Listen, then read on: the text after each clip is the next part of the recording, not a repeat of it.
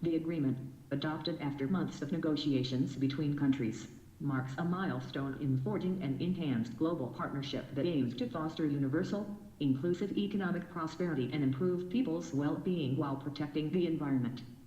With the Anti-Section Agenda, sustainable and inclusive development truly moves to the center of development finance. Compared to the previous financing for development agreements, the document outlines a more comprehensive and forward-looking development agenda, including goals to end poverty and hunger, protect the environment, and promote inclusive economic growth and social inclusion. The agenda also recognizes the importance of aligning climate, humanitarian and development finance. Q65.D Cattle rearing and agriculture were the main occupations of the people during Rigvedic age. Iron was used to make tools and instruments. With the help of these tools they cleared the forests and made them into cultivable lands. Carpentry and weaving were also their occupations.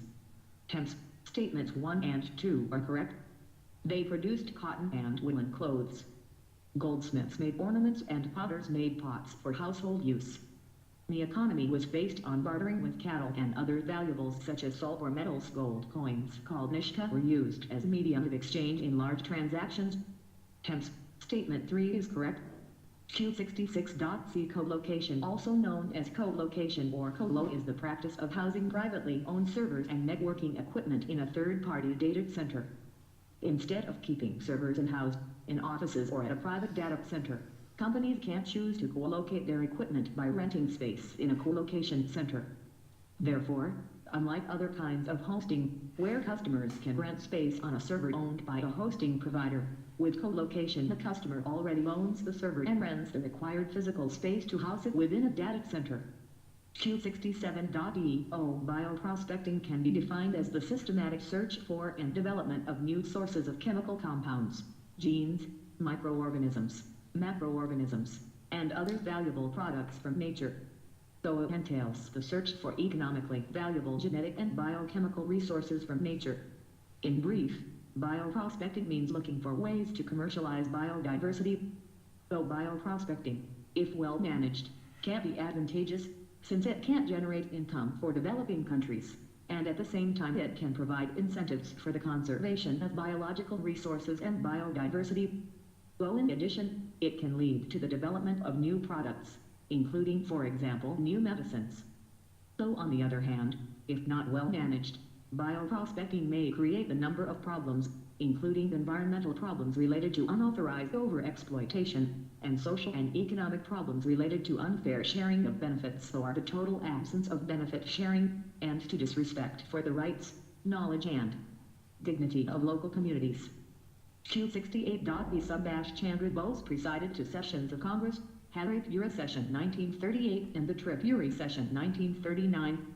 Temps statement 1 is correct. Gandhi-Irwin Pact or Delhi Pact was endorsed at Karachi Session of Congress in 1931. Temps statement 2 is not correct. The first attempt to develop the National Plan for India came up in 1938.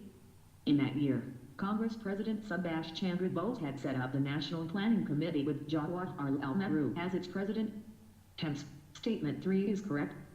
Q69.E The laterite soils develop in areas with high temperature and high rainfall. These are the result of intense leaching due to tropical rains. With rain, lime and silica are leached away, and soils rich in iron oxide and aluminium compound are left behind.